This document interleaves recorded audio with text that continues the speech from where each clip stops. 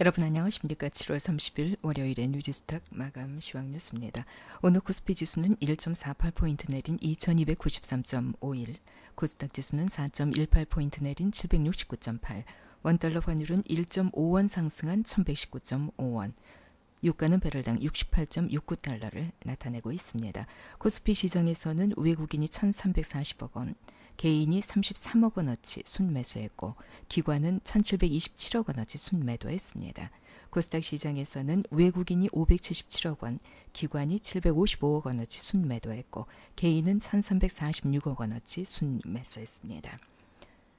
오늘 MNCC 관련주의 하락폭이 컸습니다. 거기에 따른 뉴스가 있어서 잠깐 소개를 해드리겠습니다. MLCC, 즉 적층 세라믹 콘덴서는 휴대전화나 TV 등 전자기기를 만드는 데 들어가는 필수 부품입니다. 4차 산업혁명으로 인해서 전자제품 수요가 급증하면서 MLCC 수요 역시 증가 추세에 있습니다. 하지만 진입 장벽이 높아서 증설에 나서는 기업은 상대적으로 적습니다. 시장은 지난해부터 호황을 누리고 있습니다. 지난해 매출 기준 MLCC의 글로벌 경쟁 구도는 전통적인 강자인 일본의 무라타 제작소가 시장 점유율 44%로 1위를 차지하고 있고 삼성전기가 21%로 그 뒤를 쫓고 있습니다. 한국과 일본을 대표하는 업체 간의 2강 체제로 시장 구도가 재편되면서 경쟁은 더 심해지고 있습니다. 오늘 삼성전기, 삼화콘덴서 등 그동안 상승폭이 컸던 MLCC 종목들이 하락폭이 컸습니다. 그 이유는 일본 무라타 제조소가 시장 점유율이 더 올라갈 것이다. 이런 찌라시가 나오면서 공매도와 차익 실현이 급증했고 여기에 따라서 개인 신용 잔고가 많은 MLCC 종목의 반대 매매가 많았기 때문입니다. 주식시장에는 온갖 소문이 떠돌고 있습니다. 유무상 증자설은 단골 메뉴고 액면 분할설, 또 M&A설, 신기술 개발설, 세력 매집설이나 매도설 이런 다양한 설들이 난무하고 있습니다. 요즘 바이오 종목의 경우에는 정밀감리 대상 기업이 어디라더라 이런 루머가 초미에 관심을 끌고 있습니다. 이 소문 가운데는 사실로 밝혀지는 경우도 있지만 대부분은 특별한 의도를 가지고 만들어진 허위 루머일 가능성이 상당히 높습니다. 언제 나올지 모르는 테마 감리 결과를 공매도 세력이 악용하고 있다는 지적이 계속 나오고 있습니다. 시장에서는 금년 안에 금감원이 감리 결과를 내놓지 못할 것이다. 이런 얘기도 있고요. 그만큼 불확실성이 커지면서 공매도 세력들의 먹잇감이 되고 있습니다.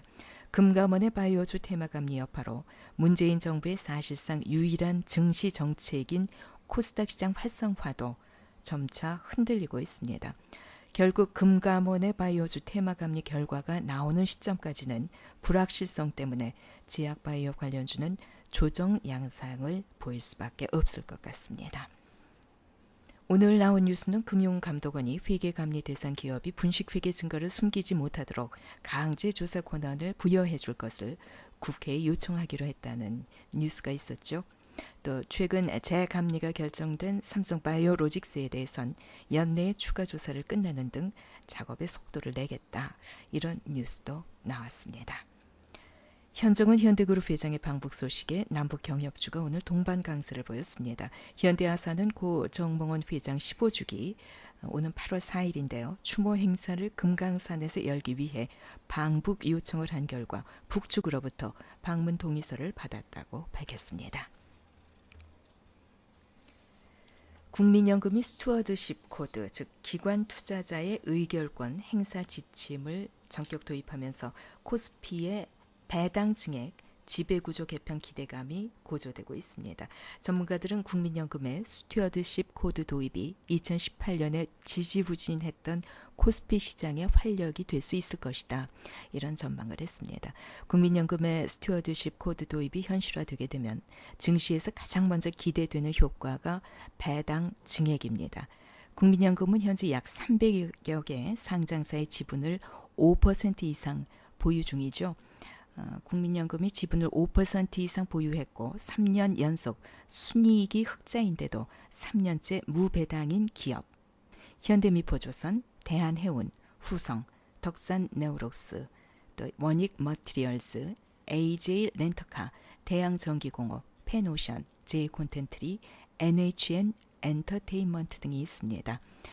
또 국민연금 지분이 5% 이상이고 3년 연속 순이익 흑자를 냈지만 3년째 배당 성향이 10% 미만인 곳은 대림산업, 신세계, 현대리파트, 현대그린푸드, 현대백화점, 네이버, 사조산업, 태영건설, 한국타이어, 넥센타이어, 경동, 나비엔 등이 꼽히고 있습니다. 연금의 스튜어드십 코드 도입은 올 들어 부진했던 지주사 주가에도 긍정적인 영향을 미칠 수 있을 것으로 보입니다. 스튜어드십 코드 도입으로 각 그룹의 지주사는 일감 몰아주기를 차단하기 위해서 그룹을 재편하고 진행 중인 구조조정을 가속화할 가능성이 높기 때문입니다. 연금에서 스튜어드십 코드를 도입하면 주주환원 정책이 강화될 테고 그래서 주주환원의 재원이 되는 잉여 현금 흐름이 풍부한 기업에 시장이 프리미엄을 부여할 것이다. 이런 전망치가 나왔습니다. 그래서 그런지 오늘 외국인들이 코스피 종목 가운데 앞에서 소개해드린 종목을 꽤 많이 매수를 했네요. 스튜어드십 코드 수혜주인 지주사, 또 흑자에도 불구하고 배당이 적었던 기업들 주목해 보시기 바랍니다. 또 삼성전자, SK하이닉스의 투자 계획에 따른 반도체 장비, 소재주도 주목해 보시면 어떨까 싶습니다. 이번 주에는 FOMC 회의가 있습니다. 또 미국 고용과 개인 소비 지출 등 연준의 정책 결정에 영향을 미치는 지표가 잇따라 발표됩니다. 그래서 아마 시장은 계속 조심스럽게 움직일 것으로 예상됩니다. 미국 연방공개시장위원회 기준금리 결정은 한국 시간으로 8월 2일 새벽에 발표됩니다. 미국과 중국의 무역전쟁, 미국과 유럽연합이 무역전쟁 휴전 모드로 돌입했죠. 그래서 트럼프 미국 대통령이 무역 갈등 전선을 대중국 공세에 맞출 수 있다는 우려감이 이번 주에는 상당히 커질 것 같습니다. 지난주에 중국이 퀄컴 NXP 인수에 대해서 마감 시한까지 인수 가부 결과를 밝히지 않아서 결국 인수가 결렬됐습니다. 퀄컴이 미중 무역전쟁의 피해자로 떠오르기도 했는데 지난주에 인민은행 위안화 절상과 절하를 반복해서 위안화 환율은 뚜렷한 추세를 보이지 않았는데요. 한 주 동안 위안화는 0.52% 절하됐습니다. 금주에도 위안화 절하폭이 더 커지게 되면 글로벌 증시 역시 하락세를 보일 수밖에 없다는 점 염두에 두시고 위안화 절하폭을 주목해 보시기 바랍니다. 7월 30일 월요일에 뉴지스탁 마감 시황 뉴스였습니다.